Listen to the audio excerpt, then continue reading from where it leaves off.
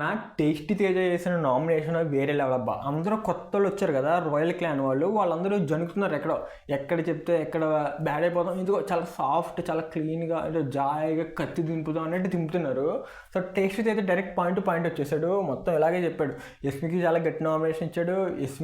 ఎస్మి Sita something ఇంకొకరినైతే మన మణికంఠన్ అయితే nominate చేశారు. ఫస్ట్ సీత ఎవరు సరిగ్గా గుర్తులేదు, బట్ ఇద్దరికి వ్యాలిడ్ పాయింట్స్ ఇచ్చాడు. సీతకైతే వ్యాలిడ్ పాయింట్, అసలు మాట్లాడడానికి ఎవరు సరిపోలేదు తెలుసా, బాగా మాట్లాడడం. తర్వాత మణికంఠకు కూడా ఎవరికి ప్రాబ్లమ్స్ లేవు, అది కూడా పాయింట్ తీసుకుని చాలా బాగా రైస్ చేశాడు. నిన్న జరిగిన నామినేషన్స్లో గౌతమ్ జరిగింది, ఇంకా హరితేజ జరిగింది నామినేషన్స్, వీళ్ళందరూ ఇంకా నైని పావని జరిగింది. వీళ్ళ నలుగురి చూస్తే నాకు అనిపించింది, మెహబూబ్ కూడా వీళ్ళ ఐదుగురి చూస్తే నాకు టేస్టీ అయితే బాగా మాట్లాడాడు. మిగతా వాళ్ళు అందరూ ముందుకులే ఫస్ట్ డే కొంచెం స్లోగా మెల్లమెల్లగా అలవాటు చేసుకున్న అన్నట్టు ఆ టైప్లో ఉంటే, మనోడు మాత్రం పాయింట్ మాట్లాడాడు, బాగా మాట్లాడాడు.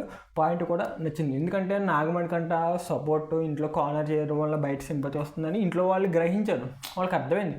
సో దానివల్ల అంటే అదొక రీజన్, కానీ దానివల్ల అయితే కాదు ఓట్లు పడేది, ఇంకా చాలా రీజన్స్ ఉంటుంది. సో తన అమాయకుడు ఏం తెలియట్లేదు అన్నట్టు బయట అయితే ప్రొట్రే అవుతుంది అందరికీ. సో తనకి ఎలా గేమ్స్ స్ట్రాటజీస్ ఇవేం తెలియదు అన్నట్టు బయట ఉన్నారు.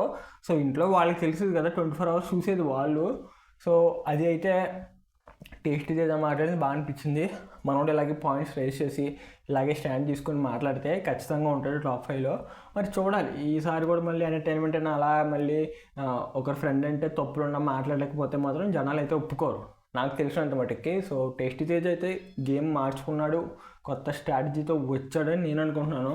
సో ఏమనుకుంటున్నారు మీరు, టేస్టీ తేజ్ ఉంటాడా టాప్ 5లో? కింద కామెంట్ చేసేయండి.